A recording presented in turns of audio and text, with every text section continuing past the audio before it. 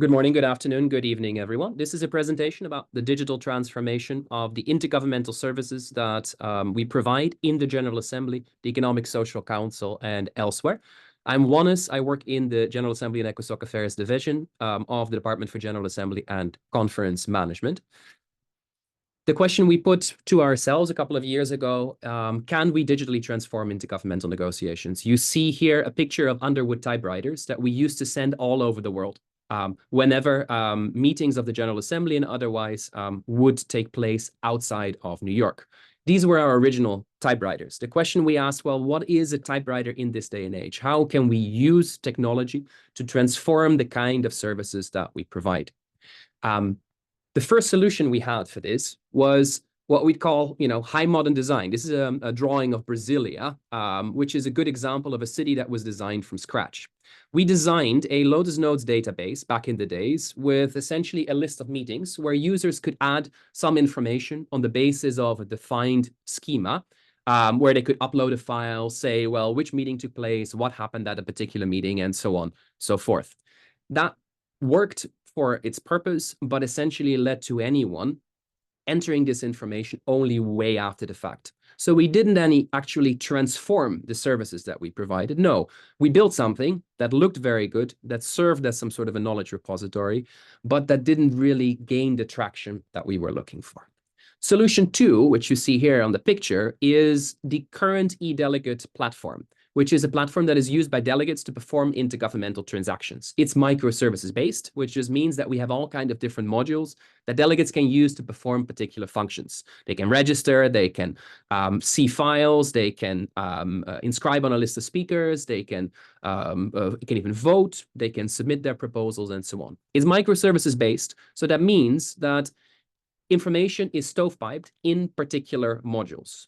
Many of these modules, up until 2 years ago, did not integrate with one another. And that led to solutions, as you see here on this picture, of something being designed in one way, but it actually being used in a very different way. So we embarked on this journey and said, well, can we do better? The first reflex was, well, let's look at the data. Let's look at the schemas. Let's see if we can normalize, standardize, integrate, do all of that. That was not the solution. The solution was to deal with what we come to think of as long-tail problems. The fact that a lot of things happen in intergovernmental meetings. These things don't always lend themselves to schemas, to documenting use cases and articulating business requirements. It's a bit similar to Google Maps, right? You can use it in so many different ways. How do you get from A to B? Where can I cross the street? But you can also ask far more detailed questions, as you see on the left. You see the same with us on the right, intergovernmental affairs. I give you an example here of something that in the mind of a developer might be one particular thing, which is action on a proposal. On the right, you see all kinds of examples of how we would reflect that information and how that schema can actually be used during multilateral negotiations. And so we said we cannot ask our developers to design everything in a way that can be perfectly documented, where all the use cases are known. No, what we wanted to do is find a new meta language, a pattern language, with which all of us could work. And so we were looking at LEGO, as you can see here, to think about, well, what are the building blocks of intergovernmental meetings? How do we think about that? Well, our pattern language became what we come to refer to as procedure steps and procedure types. If you're a developer, you might know event-driven architectures. Think of these as events, as they might take place either during a meeting or outside of a meeting. For us, we think of meetings in terms of notes, talking points that we prepare for presiding officers. And we go through a number of different scenarios of different things that might happen. We modeled these. We said, well, these are the building blocks of meetings, and you see them on the right. For example, here you see a General Assembly meeting at which a proposal under the agenda item Culture of Peace was discussed and action was taken on a proposal. I only have 5 minutes, so I'll spare you the details. But the idea is that under all of these procedure steps, you can combine different data elements. And you can say, for example, it relates to this agenda item. It relates to this person. It relates to this document. This was the voting result, and so on, so forth. So back in the days, we would type this information in an official record of a meeting. We still do that. These are our official authoritative records in all 6 languages. However, now, at the same time, in parallel, we prepare a data-driven record of that meeting.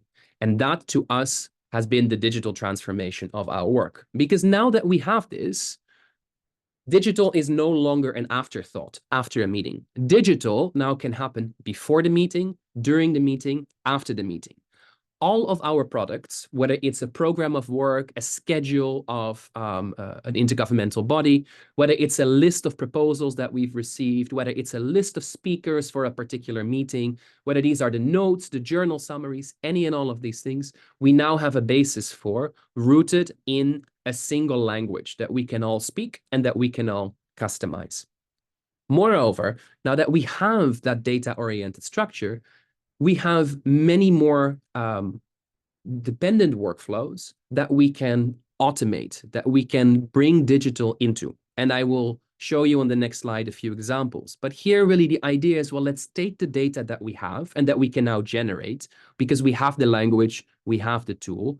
Let's build the right schemas for it, and let's expose them in such a way that the public, that substantive offices in the Secretariat or in the UN system, that other tools and projects can use that information and benefit from it. So list of resolutions now, we have structured in data formats that we never had before. And they can be used by the library to prepare their list of resolutions. Journal summaries, we can now automatically generate in all 6 official languages using templates that our translators have worked on. Official UN documents, committee reports, and so on, we can generate using the information we're all storing in the same tool. And very similarly, we now have what we call the iGov platform. And let me see if I can share that to you just in 2 seconds, where at no extra work, at no extra cost, we can share intergovernmental information in a way that we were never able to share with member states or the public before. And so just to give you an example, at the 88th plenary meeting, the election took place of members of the Economic and Social Council. Draft resolutions were adopted, and so on. And so that information is now exposed in all kind of different ways. And so that, in a nutshell, colleagues, is what we've been trying to work on in DGACM to transform this kind of work. And so any questions you would have are very much welcome.